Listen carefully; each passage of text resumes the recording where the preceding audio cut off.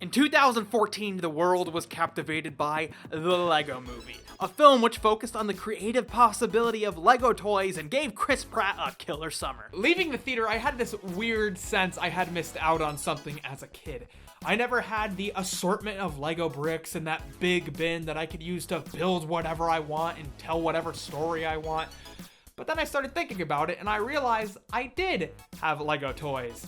They just weren't your typical Lego toys. There were these weird, robotic, surfer, beetle-looking, Polynesian, cultural appropriating, mask-wearing, biological chronicle-looking things.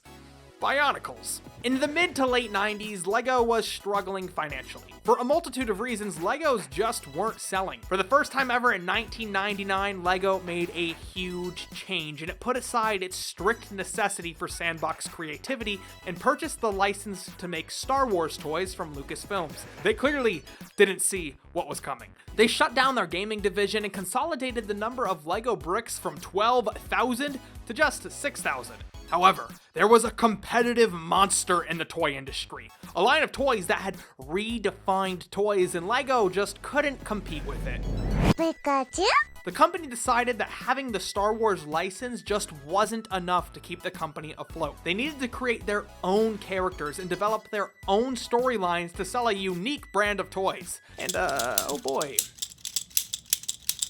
they certainly are unique. After a few years of development and a necessary name change from the boneheads of Voodoo Island, Lego had finally released Bionicle, a multimedia project telling its story through comics, movies, games, commercials, and most importantly, toys. The story takes place on the island of Matanui. 6 canisters, the boxes the characters come in, wash ashore and out come the Toamata. 6 warriors who discover masks which give them elemental powers. They travel the island looking for other masks and protecting villages of little Bionicles from the evil Makuta. So Bionicle's lore and naming system is largely based on Maori, a Polynesian language. However, their use and influence from this culture was incredibly surface level. For example, Toa means warrior, and Kapuka, the ice Toa's name, just means ice. Bionicle didn't consult anyone a part of the Maori tribe who believed Lego's use of the language was very disrespectful. The most ignorant offense was the use of the word taruga, which refers to a spiritual healer. Many people of the Maori tribe believed using the word in such a trivial way was disrespectful. I mean, think about it. That's like naming this guy the Pope, because of his funny hat. This resulted in Lego getting sued, but eventually the two parties ended amicably, with members of the Maori tribe believing that Lego was very respectful in handling the lawsuit. After this, Lego didn't borrow any other words, they just came up with words of their own. I was like 5 when Bionicle came out. My memories of it are with the original wave, but I could not tell you what the story was about. There were so many different avenues through which Lego told the story, and for a 5-year-old, it wasn't really realistic to keep up with. You couldn't just go out and purchase the newest comic, book, video game. I've only recently found out that Bionicle fans are really crazy into the lore, but for me, it was all about the toys. Specifically, these 2 sets. I had a random assortment of Bionicle figures after these ones, but the original Toamata and the Borak figures were my shit. As I'm assembling them again, I'm remembering how unique and cool these toys were. All of the Toa have similar parts, with a lot of the same parts being used in different ways for every character. The stone Bionicle's torso is flipped upside down, and instead of having arms that move, it kicks. It can't stand up at all. Then there's the Earth Bionicle. His neck is attached a little lower, so he has sort of a hunch. This one kind of looks like a Scooby-Doo villain, except when you take off the mask, it's even more horrifying. The masks were really important to the Bionicle lore. There was a McDonald's tie-in promotion where you got a character in a mask, and in order to get the extra masks for the Toa, you had to buy these mystery packages. Lego was just totally ahead of the microtransaction curve. The Bionicles all have a little action they perform when you twist these little gears. You spin the gear and the Bionicles perform an action. They can look pretty silly. And also, I like the one with the giant axe, which is longer than its legs, so, it can't actually perform the action unless you're holding it in the air. Because a lot of the parts are similar, you can mix and match and create your own custom Bionicles, which is a very common thing many of the fans do. Or you can combine them. But maybe you shouldn't be asking if you could, and stop for a second and ask if you should. These things are monstrosities. These are official. Then came the second line within the first wave. the Borok. These little parasitic creatures are just weird, and that keeps happening. I keep looking at all of these toys and saying, this is so weird. The Borok are all built exactly the same except for their elemental shields on their hands. Instead of masks, these little weirdos have little rubber brains inside their heads, which can stick onto the Toa's face like any other mask. I also love the little naming pattern they got on here. Korok, Gallock, Borok, Obama. Even when your hope is gone, move along, just to make it through.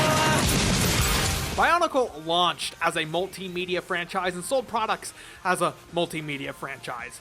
There was a trading card game, video games, movies, and a comic, which in its first run had artwork that was rad as all hell. I wish I had access to this, but I was busy reading the Sonic comics. Why? Then there are the video games.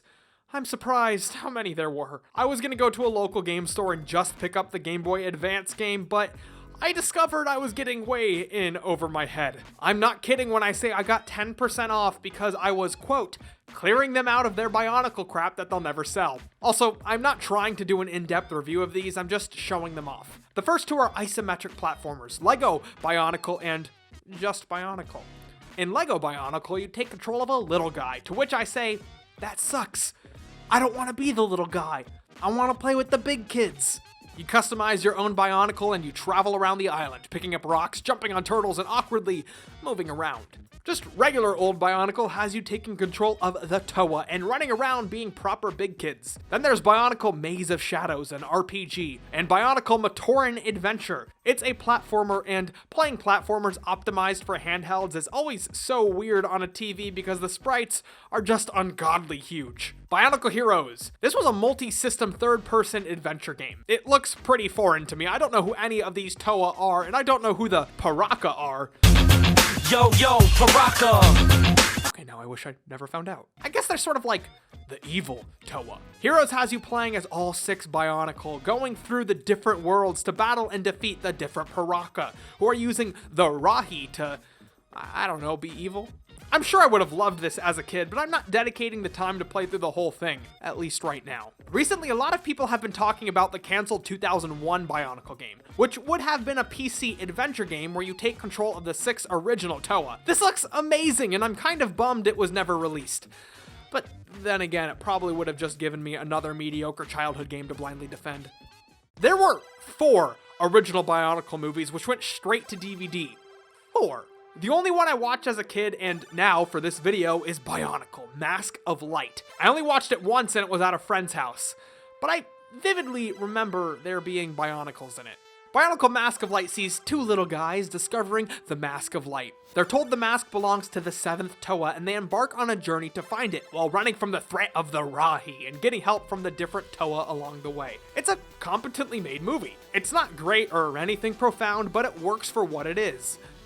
A toy commercial. The 2 main characters have clear arcs, and the wider cast of characters all play a small role into helping the 2 heroes, one of which sounds like Stinko Man. What are you doing down here alone? No way, you're just a kid. I'm not clamoring to see the rest of the films or ever watch this one again, but this wasn't as bad as I was expecting it to be, and it made great background noise while I folded laundry.